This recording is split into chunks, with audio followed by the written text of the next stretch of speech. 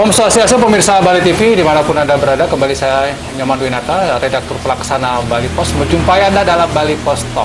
Nah, kali ini kita bicara tentang bagaimana ketersediaan air, baik air bersih maupun air untuk pengairan persawahan untuk pertanian di Bali. Narasumber kita kali ini adalah Insinyur Nyoman Rayuse. Beliau sekarang di DPRD Provinsi Bali, tapi sebelumnya menjadi kepala wilayah sungai ya, balai sungai Bali Penida gitu ya, Pak Rayuse ya. Nah, kita tentu beliau dengan latar belakang seperti itu sangat memahami bagaimana kondisi air yang ada di Bali. Kita sapa dulu narasumber kita, Om Swastiastu. Om Swastiastu. Ya. Kenapa gak terang enak ya? Becik-becik, rahayu, kami ya. walaupun dalam kondisi COVID kita semangat semua. Tetap semangat. Gitu. Ya, kita bicara tentang air dulu. Kalau cerita tentang krisis air di Bali katakanlah begitu sudah cukup lama. Nah, kalau sekarang dalam pemantauan Pak Rayuse seperti apa kondisi air di Bali? Apakah sudah lebih baik atau justru malah kondisinya semakin mengalami krisis? Silakan. Om Swastiastu. Kalau kita bicara masalah air, memang khususnya kita di Bali ini masih mengalami kekurangan air karena menurunnya daripada debit-debit air yang ada di permukaan bumi, terutama yang ada di Bali, yaitu melalui waduk, danau, embung maupun bendung-bendung itu dan mata air. Itu memang kita mengalami krisis karena penyebab yang paling utama adalah bagaimana hutan kita masih belum bisa terjaga dengan baik.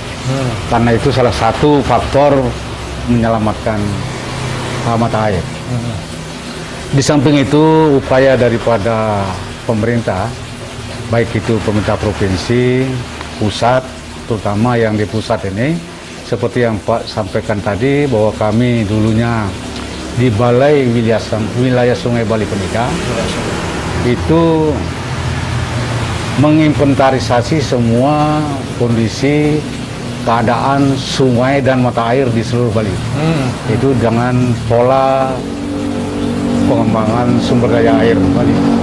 Itu sudah terangkum semua kondisi-kondisi sungai, air yang ada di danau maupun yang di permukaan, yang kedalaman air tanahnya juga sudah tercatat di sana. Sehingga di dalam pengembangannya nanti untuk pelestariannya tinggal memadukan antara instansi yang terkait, tentunya dengan masyarakat yang pada umumnya. Yang paling kompeten di dalam hal ini adalah pemerintah daerah itu PU dan Balai Wilayah Sungai Bali Penida dan kehutanan, termasuk masyarakat pemakai air. Yang mana kalau kita di Bali ini menyebutnya petani pemakai air itu adalah subak. Namun Bali tidak hanya yang memakai air aja yang disebut subak. Yang jelas para organisasi petani kita, kalau dalam suatu organisasi petani pasti dia menyebut kelompoknya adalah kelompok subak. Subak pertanian. Ya, walaupun tidak mengelola airnya tapi dia tetap subak. Nah, inilah nama besar daripada budaya yang di Bali yang merupakan suatu nama subak ini sudah terkenal di seluruh dunia. Baik budaya, cara kerja, dan bagaimana melestarikan airnya, bagaimana melestarikan peralatan, penggunaan, dan bercocok tanamnya. Itu sangat-sangat khas itu di Bali ini. Dan sudah mendapat pengakuan dari pemerintah pusat maupun dunia. Nah, baik, air untuk pertanian.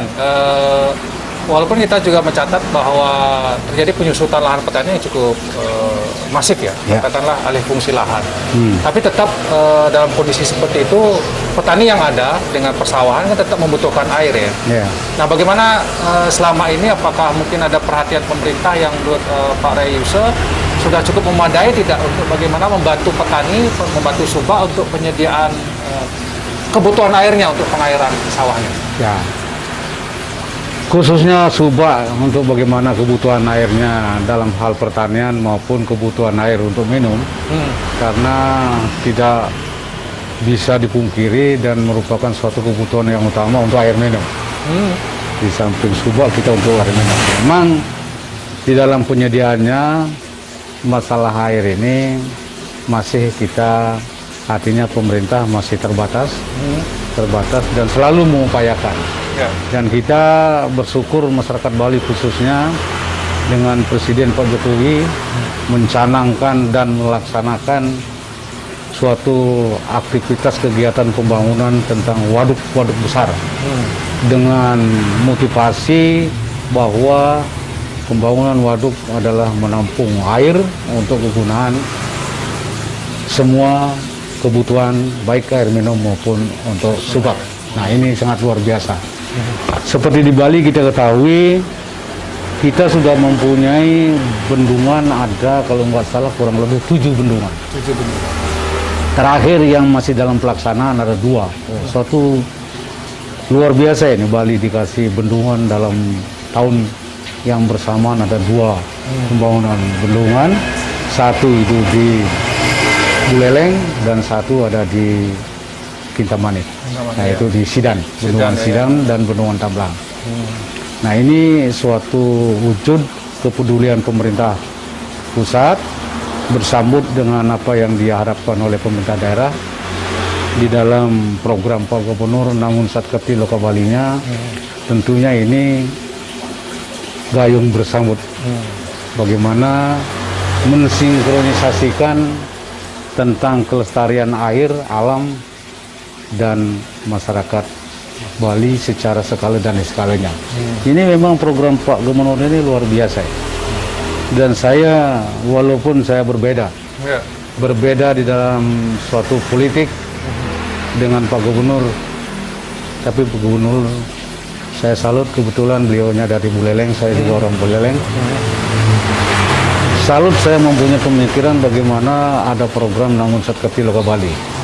Terkait dengan apa yang Bapak tanyakan kepada saya tentang krisis air. Nah, ini secara, kalau saya bilang ini secara tidak langsung, kalau kita hayati sebenarnya sesuatu yang sangat luar biasa, koneknya dengan program yang diberikan oleh pemerintah pusat mengenai bendungan besar. Oke.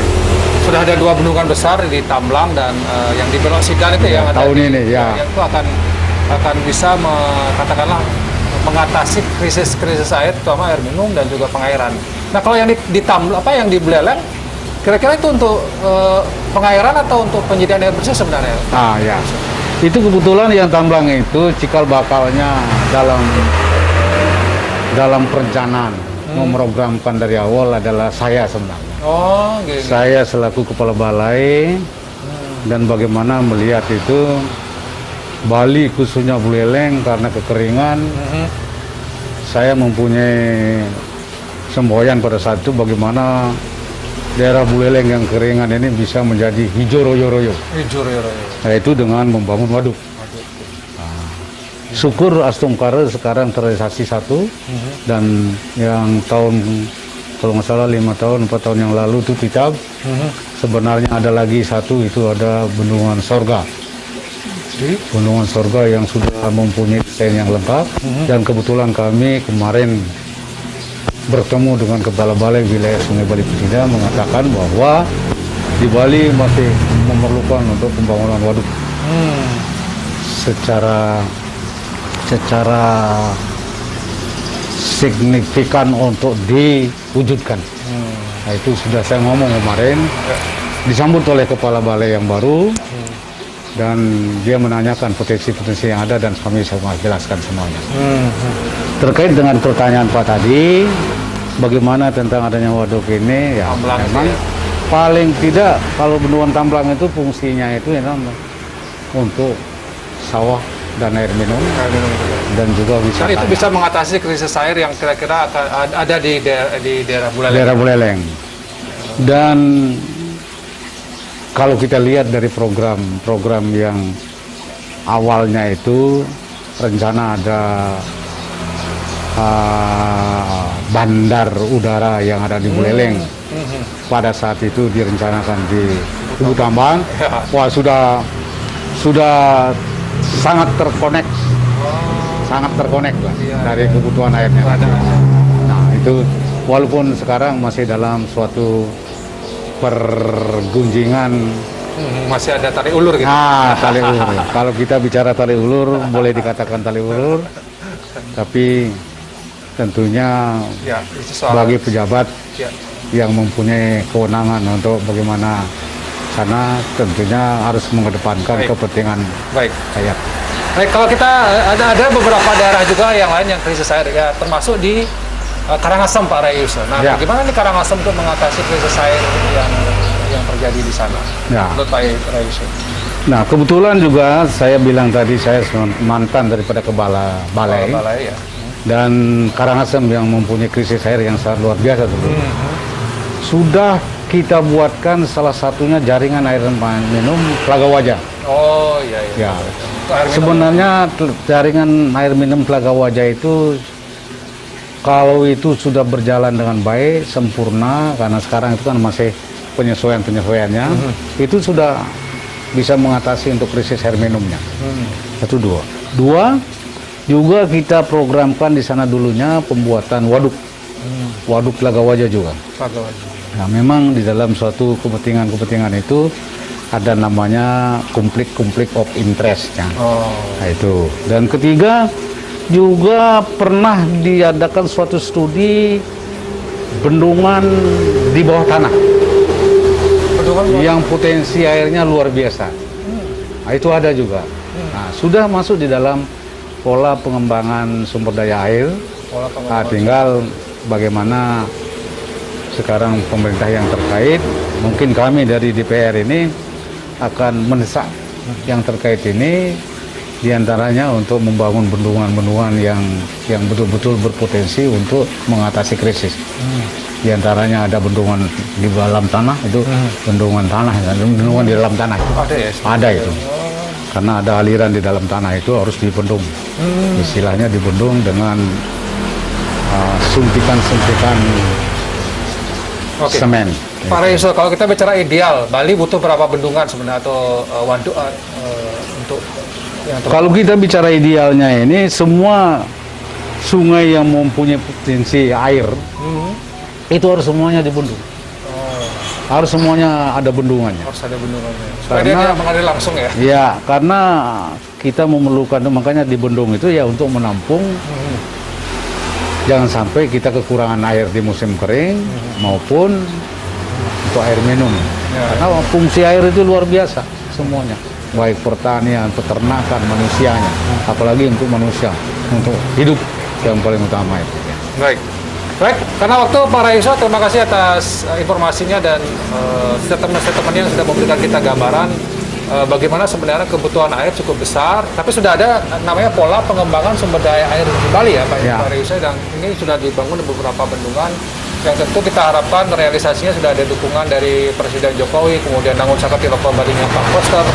Ini sudah cukup luar biasa, mudah-mudahan ke depan semakin membaik, semakin banyak bendungan yang bisa dibangun, waduk yang bisa dibangun, sehingga Bali tidak lagi mengalami krisis air, baik air minum maupun air untuk kebutuhan pengairan soal pertanian. Demikian Bali Post Talk kali ini, saya ucapkan terima kasih atas perhatiannya. Ada satu lagi mungkin Pak? Itu terakhirnya. Oh silakan, mungkin sebagai closing statement Pak Rayuso. Pada kesempatan yang berbahagia ini, saya mengucapkan banyak terima kasih kepada Bali Post. Baik. Dan saya juga ingin menyampaikan kepada masyarakat Bali secara keseluruhan, bagaimana kita bisa melestarikan air dengan baik dan memanfaatkan air seefisien mungkin. Jangan ada pemborosan berlebihan, dan saya mohon juga kepada masyarakat yang kami cintai, masyarakat Bali pada khususnya, dan Pak Gubernur yang telah mencadangkan Nangun Sakati Loko Balinya untuk diimplementasikan sehingga apa yang menjadi tujuan Pak Gubernur mensejahterakan Krama Bali secara skala dan eskala tercapai dengan baik. Baik. Inggih, astung kare dumugi rahayu makasami. Baik. Om Santi Santi Santi Om. Semua Pak Rayuso, langsung saya tutup juga dengan Parma Santi Om Santi Santi Santi Om. Sampai jumpa pemirsa.